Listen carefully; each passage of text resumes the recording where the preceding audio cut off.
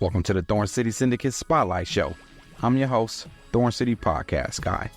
In this episode, John Schrag, co-founder of Oregon's News Exploration Initiative, The One Project.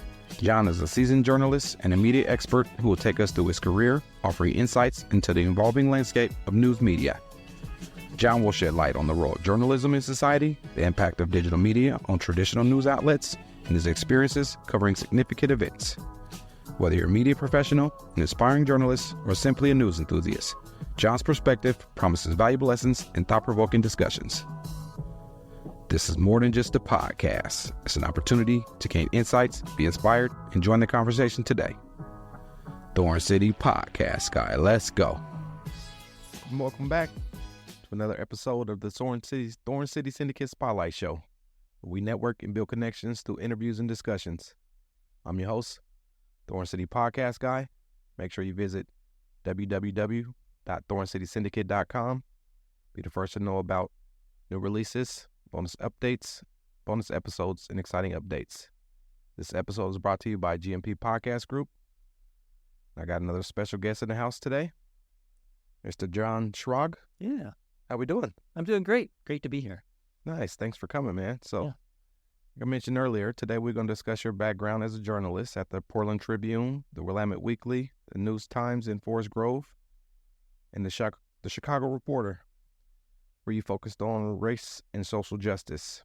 Then we'll highlight your current role with the Oregon News Exploration Project and your efforts in supporting local journalism that aims to provide high-quality community-first reporting and partnerships to disrupt misinformation and target news gaps across the state.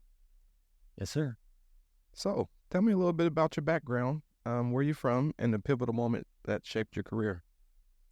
Yeah, I would say I'm from Illinois. I grew up in what was then rural Illinois, north of Chicago, literally next to a dairy farm, and got a little interested in journalism after we moved to the suburbs, the western suburbs, and there was a journalism program in high school, and I kind of got the bug there. And then got my journalism degree in Southern Illinois. We came back to Chicago. My wife, who was also a journalist, got employed by Associated Press. And pivotal moment for me was I was looking for a job, any job. I was interviewing any job opening. And there was something that came up for this publication called the Chicago Reporter. And it was like not very well known. It was a newsletter that focused on race and poverty. And here I am, a white kid from the suburbs. But I did some investigative reporting in college. And I got hired, which was like getting paid to go to grad school. It was phenomenal, incredibly diverse, talented staff. There were 4 reporters, 1 managing editor. So for me, that was the pivotal moment in my career because not only did I learn investigative reporting, but I also learned what it was like to work in a diverse newsroom, which sadly, that was the last time I've worked in a diverse newsroom. And so that's part of what will, loop us in at the end. What we're trying to do with Oregon News Exploration is that's one of the gaps we know is that newsrooms in Oregon and around the country, but Oregon in particular, are disproportionately white. It affects the news. It affects people's trust. So it's one of the things that we're hoping to address. Nice. So how did that experience influence your perspective and set the stage for your commitment to community-first reporting? Well, yeah, it was interesting because I grew up 40 miles from Chicago as a kid, and we never really went in. And it wasn't because like my dad went to grad school at the University of Chicago, so Southside. He went. Wasn't like he was afraid. It wasn't like he was a ordained minister. He worked for social justice. I think it was just we weren't oriented toward the city. And so Chicago to me was this foreign place. And then I moved there. And not only do I move there, I'm working for a newsroom that is sending me to all corners of the city. And it was just an eye-opening experience. And it just made me realize that there are stories to tell. And you got to get out of your comfort zone at times. And also that it's hard to establish that trust, particularly when there are communities who haven't been well treated by the media. We were lucky at the Chicago Reporter. We had a very good reputation. So if we walked into a neighborhood meeting, usually there was someone there like, these guys are okay. And that was a big, like you talk, networking. Who can open doors for you? Sometimes the institution can open the doors. Sometimes the institution closes the doors. So that's one of the things I learned is that, if you just show up and no one knows who you are, people are going to understandably be a little put off. But if someone can say, hey, he's a good guy. And again, I've had plenty of people who've not liked what I've written, but what I always tried to say was, you won't be surprised. No gotcha journalism. So even if you're writing something that is a difficult story and some people may not like it, if you treat them with respect, if they know what's coming, and you always say, and if you see anything there that's wrong or you don't like, please give me a call. And you have to mean it. You have to mean it. And I think there were times when I didn't. And as I got older, I was like, no, people trust. It's a big thing when people put their trust in journalists. And I think a lot of times we don't earn it and we don't keep it. That's not good. Yeah, that makes sense. So do you have any memorable moments or experiences, big stories you did at the Chicago? Yeah, there was one. We were doing an update on a story that had been done previously about spending in Chicago parks. And we got the budgets for all the parks where the money was being spent. And we found that the pattern that existed 10 years previously was still there, which was money was going disproportionately to parks in white neighborhoods. At the time, Chicago was still very segregated. So you could actually, look at a park and draw a line around it and figure out, this is a white park, this is a black park, this is a Latino park. And the money was going to the white parks. And we had our report showed that. And so I had a meeting with the park district and I went down, took the bus, and I walk in the room to talk to the people from the park district. And it was like a table full of suits. All these people with the suit and tie and the papers. And I think partly it was an intimidation tactic, and it worked because it rattled me. But I also realized, they're scared. And that's good. That's always good. When the people in power are nervous, as a journalist, you're like, this is a good sign. Yeah, you're doing something right. Yeah. You're barking up the right tree, huh? Yeah. Yeah. So the Chicago Reporter, is that before you worked at Portland Tribune and Yes. Willamette Week? So I came to Oregon, worked for Willamette Week. I was there about 14 years. I had the good fortune to work on probably the most amazing story of my career, which was Nigel Jaquist was investigating Neil Goldschmidt and the allegations of sexual abuse. And just to watch an incredible investigative reporter work, give him some support on the editing and reporting and watch that project come to fruition was amazing. He won a Pulitzer Prize for that, investigative journalism. First time that Alternative Weekly had ever won the Pulitzer Prize for investigative reporting. So that was a great highlight. He's still a good friend, incredible journalist. So then I went from Willamette Week to the News Times in Forest Grove, a little small paper in my hometown of Forest Grove, owned by Pamplin Media Group. I was editor and publisher, which meant I was also a reporter. I was also the janitor. When the roof leaked, I was the one who moved the buckets. That goes. So that was a great experience. And I really learned a lot about community journalism because, and I think that was something that I hadn't really done is like just live and focus on one small community. And so that was really helpful. And then became executive editor, which put me in the offices of the Portland Tribune, worked closely with that staff. And then it was about a year ago, we applied for a grant with American Journalism Project, some fellow reporters and I, and we got a grant to start Oregon News Exploration. So I left Pamplin Media Group last summer and have been working on this independent project ever since. Nice. So what's your role with the Oregon News Exploration Project? Right now, we're not really, because we're in the exploratory stage, we're not really picking up titles. I'm co-founder. Lee Vandervoo, incredibly talented investigative reporter. She's a co-founder. And then Emily Harris, longtime broadcast journalist. She's the third co-founder. And then rounding out our team is we have a consultant, Mike Green, who you guys might know. Yeah. He's been super helpful, fantastic journalist. And he's been real helpful in some coaching and some guidance.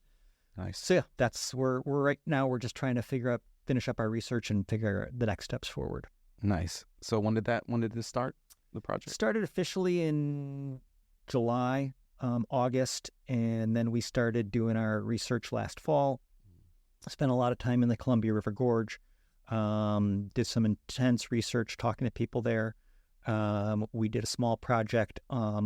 Emily Harris, who I mentioned, one of our co-founders, she's fluent in Russian and is very knowledgeable about the Russian-Ukrainian communities in the Portland area. And so she did some reporting and interviews there, kind of like we did. And then the third emphasis we have is on the Black communities around the greater Portland area. And you've been helpful with that, which is greatly appreciated. So what we're trying to do is figure out for all these groups, where do they get their local news?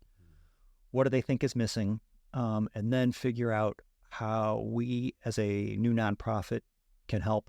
And our model is we really want to, we're not coming in and saying, oh, we're going to be the number one news source for Black Portlanders. That's just ridiculous. But what we can do is we can find out who is out there giving good information that Black residents of the Portland area are interested in, or Russian, Ukrainian-speaking residents are interested in, or residents of the Gorge are interested in. And then who's doing that work, and how can we support it? And how can we make sure that there's a good local source of factual information out there for everybody? Nice. Yeah. Times changed in the media world. And so podcasting, I think, is something that should start getting involved in, putting out news shows and more stuff for the local community to get their information on where they, what's going on, because it's hard to get the right information. So yeah, we're going to take a break here, get a message from our sponsor, GMP Podcast Group, the production team. When we come back, we'll talk more about the Oregon News Exploration Project and its mission in providing high quality community first reporting. Discover GMP Podcast Group Studios, located at 2406 East Burnside Street in Portland, Oregon, offering a range of podcasting packages to suit your needs, starting at just $49 per hour for your basic setup, featuring a Rodecaster Pro audio console and SM7B microphones, as well as options complete with camera operator and audio engineer expertise. Elevate your podcasting with multi-camera recording, plus we capture behind-the-scenes shots within the studio. Visit us at www.gmpodcastgroup.com and let GMP Podcast Studios be where your podcasting journey begins. This syndicate lyricist exists. Don't blink one eye, baby, you just might miss history in the making, from the making of this. Third, I guess it's welcome back to these words. So I'ma come well like welcome back words for sure. Yeah. Yes, sir. Back to the Thorn City Syndicate Spotlight Show. I'm your host, Thorn City Podcast Guy. Got my guy, John Schrag. You got it. Nailed it. Did I say it right? You did. Nice. But yeah, man, so it's the Spotlight Show. It's all about the power of networking and forming strategic alliances. And so I think that's kind of what happened here. Yeah. Through other people, networking circles, we connected.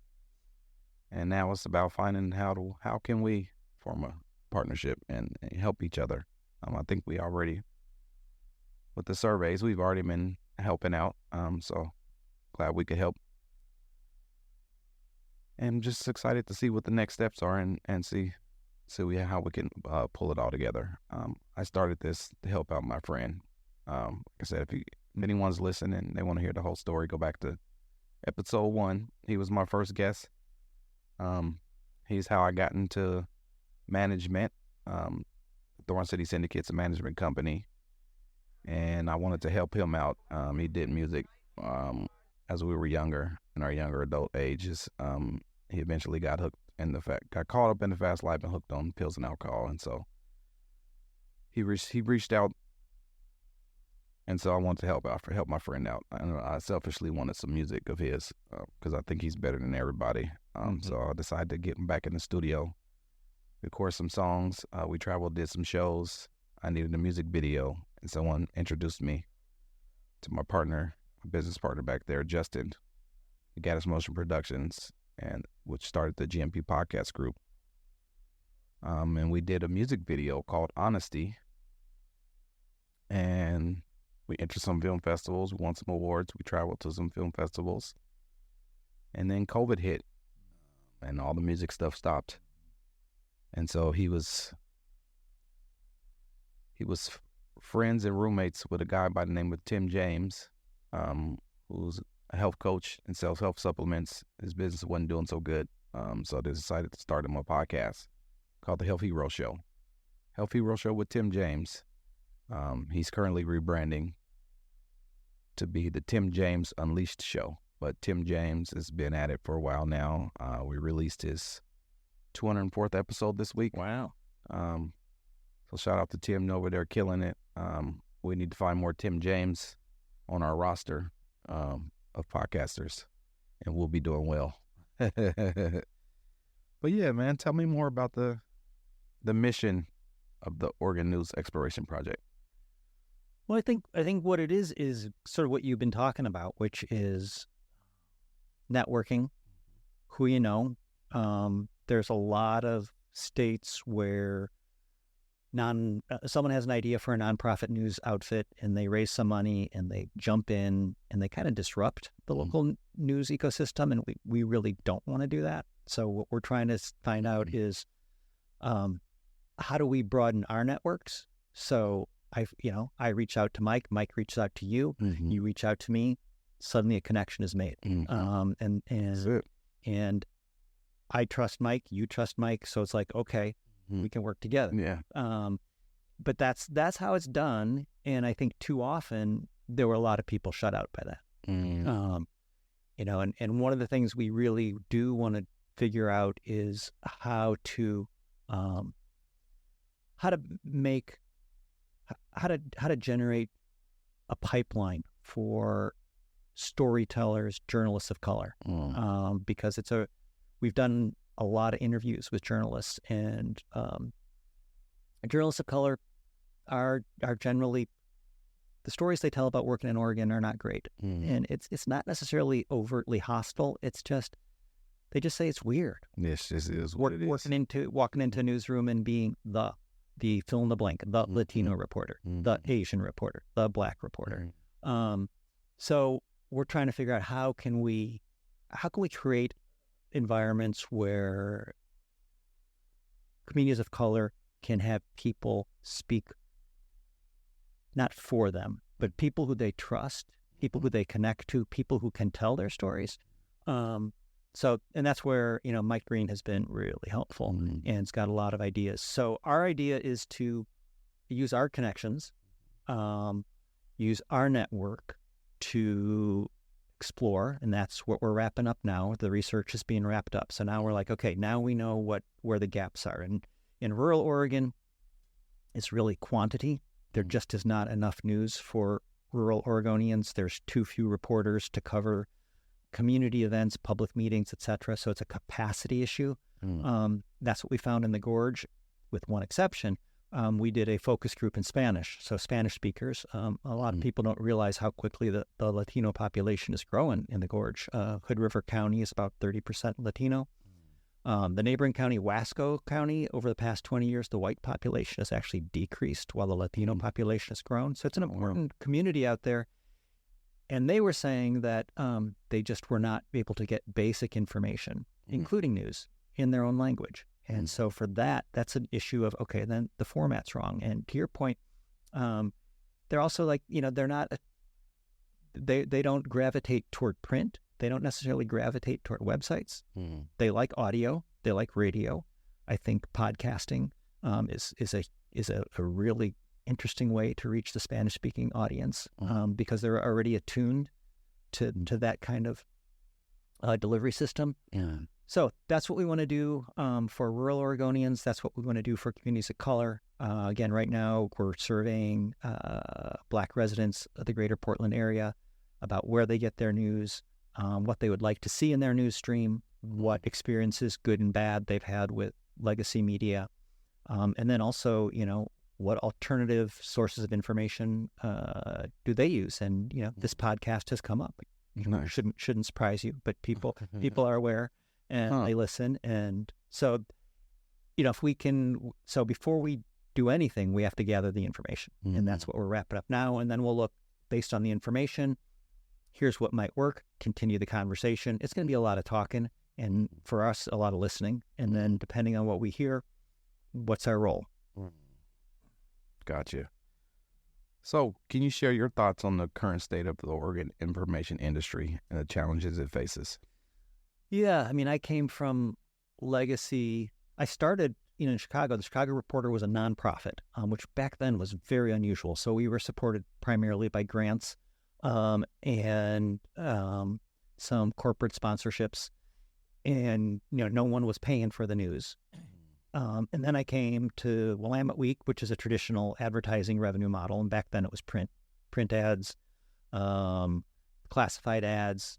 That's what paid our bills. Same thing when I switched over to Pamplin Media Group, Forest Grove News Times, very print heavy.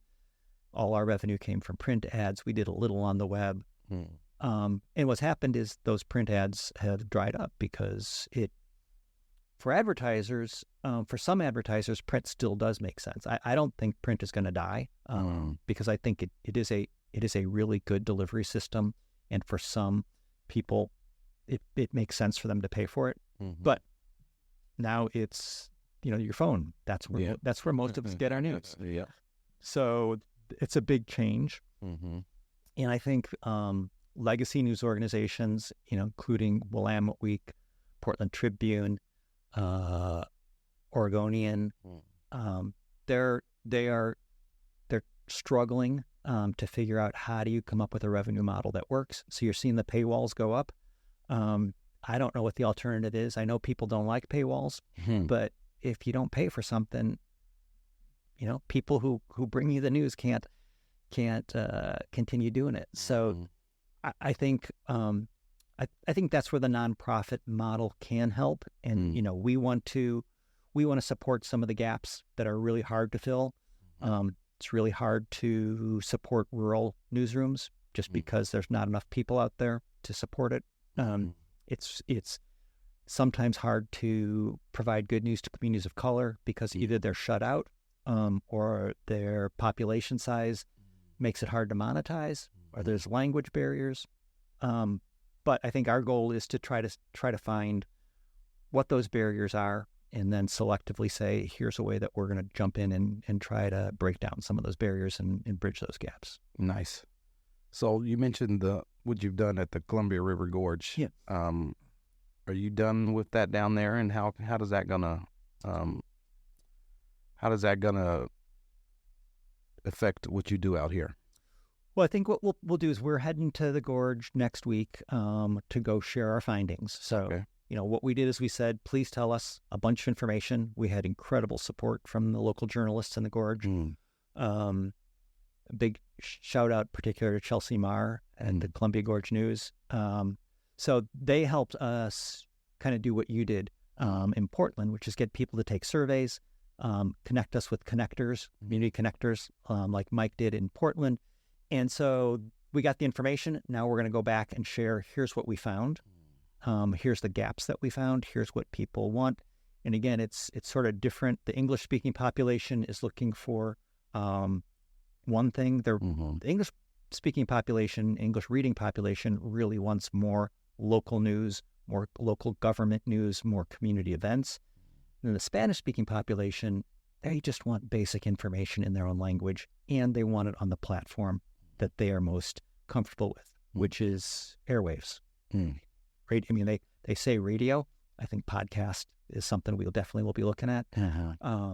So that's what we'll do. But we want to then say, these are our ideas. This is your community. Yeah. Does it resonate with you? And then if the answer is yes, then the step forward is, okay, how much does it cost? And that's where we will say, we will help.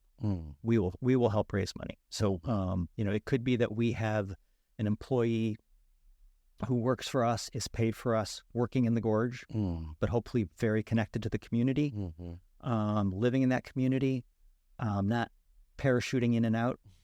Same thing with the Russian Ukrainian speaking community here in Portland. We may end up with an employee who is, from that community, who will be doing reporting for us, and then sharing that information. And then, depending on what we hear from Black Portlanders, we may or may not say we need an employee. It may be that we're just playing a supporting role and a connecting role, a networking role. And that if we do that, that may be enough. So to be determined. Nice. So looking ahead, what are some of the future aspirations and long-term goals of the Oregon News Exploration Project in fostering an informed, inclusive community? I think one of the things we're finding is people, everyone, there's so many talented people out there who are trying to tell stories, trying to connect people, do what you guys are doing, do what, I think of the Portland Chinese Times, which is a Chinese language newspaper. There's a bilingual volunteer-run radio station in the Gorge that's barely hanging on. So one of the things would be nice is if there was an institution where people could say, hey, I'm interested in doing a podcast. What are some resources? And we could say, hey, there's this thing called Thorn City Syndicate. If your podcast is in this, it's a sweet spot for you. If you want to work with a Spanish language radio station, well, there's one in the Gorge, there's one in Hermiston, there's probably more that we don't know about. So partly it's to just sort of say, let's make those connections. Because they're so powerful. I think, it was I was talking about the podcast. I was listening to the podcast on the way in with Kai, and I'd never heard that before. Your network is your net worth. Yep. That was like, wow, that one stuck with me. And so, I've been very lucky. I've been in journalism in the state for a lot of years. I come from a place of privilege. I've been in a lot of meetings. I know a lot of people. So I've got a great network, and I really want to share that, connect people, and then in a lot of cases get out of the way. Because that's, to me, that's exciting, is to say, you know what? You guys got this from here. We can step back, and that your relationship can take you to the next stage. So that could be from community organizations and journalists, or journalist to journalist. Nice. Yeah. Like you said, it's all about those, what I call strategic partnerships. So we're going to take one more break here, get a message from our sponsor, the Thorn City Syndicate Management Team. When we come back, we'll wrap it up and finish with some thoughts on the collaborative vision and how we can support the future of Black media in Portland. Introducing Thorn City Syndicate Management, your solution for brand management, social media promotions, digital content distribution, and podcast production. From shaping engaging content that resonates with your audience to amplifying your brand's reach through podcasting, we're your partners in driving success. We offer free strategy sessions and leverage our recording studio and personalized strategies to establish an online presence. Your brand's journey to the top starts with Thorn City Syndicate Management, where innovation meets results. Contact us now at www.thorncitysyndicate.com to embark on the future path of transforming your brand's future. Exists. Don't blink one eye, baby, you just might miss history in the making from the making of this. Third, I guess it's welcome back to these words, so I'ma come well like welcome back words for sure. Yes, sir. Still here in the spotlight. John Schrag. Appreciate you coming through, man, and sharing your story and really getting this project going. And it's really, I think it's something missing here, and definitely in our community, the local news. Excuse me, I don't know where we get local news personally that pertains to our community. Only stuff I hear on the news about our community is the violence that's going on. You don't hear any of the good stuff. They're not putting people on the news like us, right? Over here at GMP Podcast Group on Burnside. So they need to share more stories like, there's some good people out here doing good things. And so hopefully we can help bring that to fruition. But can you elaborate on the exploration and how it determines the direction and vision of media that empowers the Black communities? Yeah, I think when I was at Willamette Week, I worked with a colleague, and above his computer on the wall where he could see it when he was on the phone, in large letters, he wrote, "Shut up and listen." Because I think journalists, there is a little bit of arrogance that comes with the occupation, because you have power, you have access, you control. You and I can talk for 45 minutes, and I get to decide what soundbite I pick. And I think it was, sometimes we just have to shut up and listen to understand, not listen for the soundbite. And there's a big difference there. And so to really listen, what is it that the communities want? So until we went to the Gorge, I could have sat down and said, here's what we should do in the Gorge. I can see what's going on in the Gorge. I'm smart. I'm a journalist. I can figure this out. But until we listened, and we spent weeks and hours and lots of money from American Journalism Project to actually find out what the communities want, and there's different communities in the Gorge, we can't respond. So I think the research piece is sometimes missing, and we were so lucky to get this grant that gave us the runway to do this kind of research, to have these conversations, to reach out to people like you and say, hey, we don't have a level of trust in history with the Black community in Portland, but you do. Can you reach out to your networks? Help us gather information. So we get that information. Then we share the information. And then together we come together and say, what is the path forward? So it's not a top-down, we know what's best, we're coming here with a model. It's, we need to listen. And it's hard, it's time-consuming, and it's expensive. And luckily, through the American Journalism Project, we have the time and the resources to do it, because that's what this project's all about. It's listening to the people. What do they want? Because if you don't give people the product that they want, it's not going to work. So, yeah. Well, the Spotlight Show it's form of local news in a sense. It's part of the reason why I started the show, is to highlight local businesses, entrepreneurs, and podcasters, and let people come share their story and let people know they're here and what they got going on. So I guess I'm part of the local news community now, and I didn't think about that. So yeah, let's see. Can you elaborate on the specific initiatives within the project for the unrepresented voices within the Black community, and how are we going to ensure the diverse perspectives are reflected in the media coverage? Yeah, so like I said, it starts with listening, and that's where we are now. So you and some other people are out helping us collect some survey data.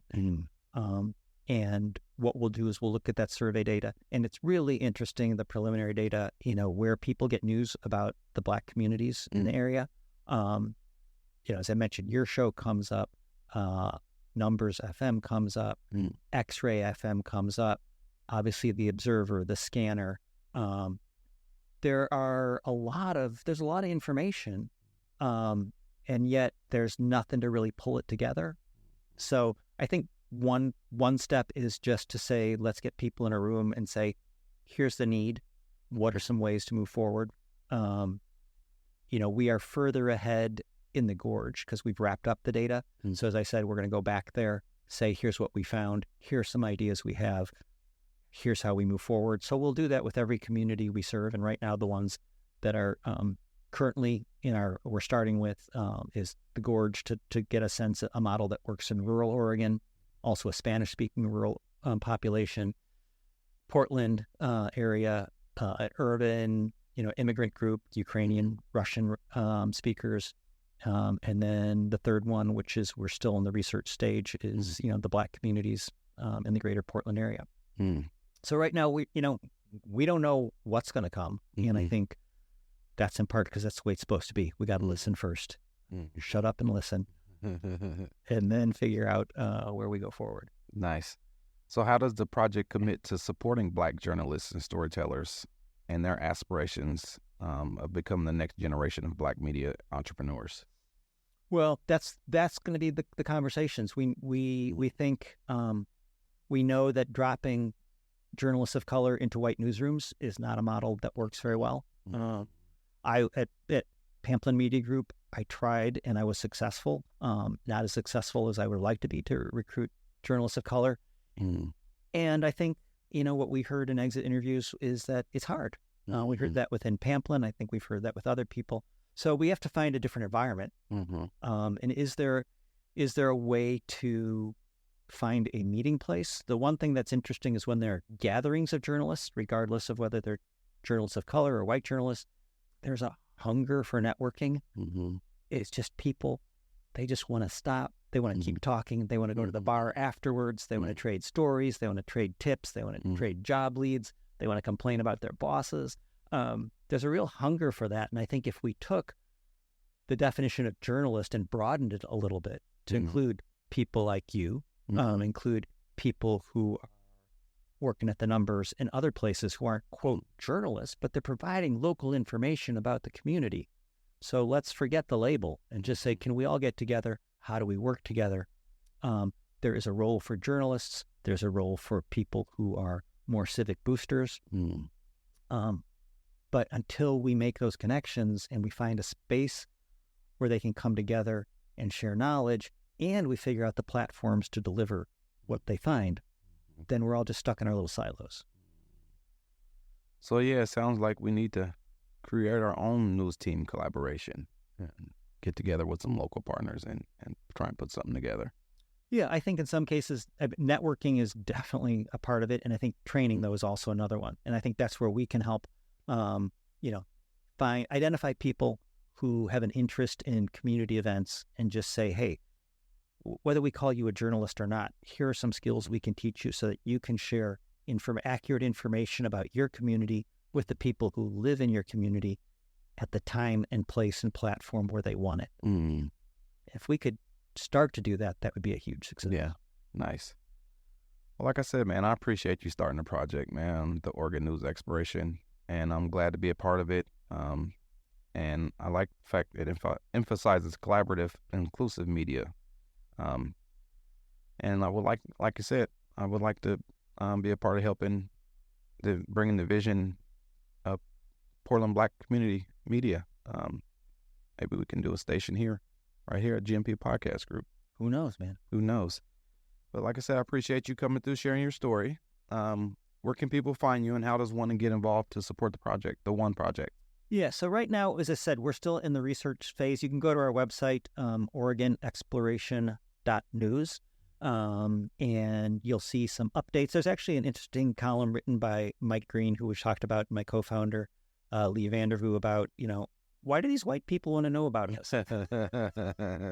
So, which is a fair question. So yeah, that was a great article. I read it. You guys should go check it out. Yeah. So that's where you can find out. We are not producing news at the point. We're not hiring. It's kind of frustrating for I've got all these pent up ideas, but I just think of my colleagues, shut up and listen. Yeah. So we will start rolling out some ideas this in spring 2024. Have to hit the fundraising hard summer of 2024. But we can't fundraise until we know what we need to raise money for. We're raising money for. So it'll be a busy few weeks, but you'll be in the loop, as will the rest of the people who've helped us along the way. Nice, I appreciate it. So yeah, I like to encourage the listeners to explore their passions, embrace innovation, and pursue entrepreneurship in their own unique ways. Thanks for joining us. Explore the power of networking and find inspiration by following me at Thorn City Podcast Guy for updates, exclusive behind-the-scenes content, and to join the conversation today. Make sure you go to, what's the new site now? fanlist.com/Thorn City Podcast Guy. That's the fan page for me I've created. You can leave messages, voicemails. It's just a way for me to start trying to engage with my audience a little more. So yeah, stay tuned for upcoming episodes of the Thorn City Syndicate Spotlight Show as we continue to highlight individuals, businesses, brands, and podcasters. Don't forget to subscribe to the Thorn City Podcast Guy YouTube channel. Follow at Thorn City Syndicate, the management company, and at GMP Podcast Group, the production company as well. Be sure to drop by www.thorncitysyndicate.com. Schedule your free strategy sessions. I'm your Thorn City Podcast Guy. Holla at your boy. Thanks, man. I appreciate you. Hey, good stuff. It's great. Oh, man, that was good. What man? What power? Hoodoo. I appreciate y'all tuning in to another episode of the Thorn City Syndicate Spotlight Show, where we network, and build connections, interviews, and discussions. Till next time, holla at your boy, Thorn City Podcast Guy. I'm out. You remind me of a man.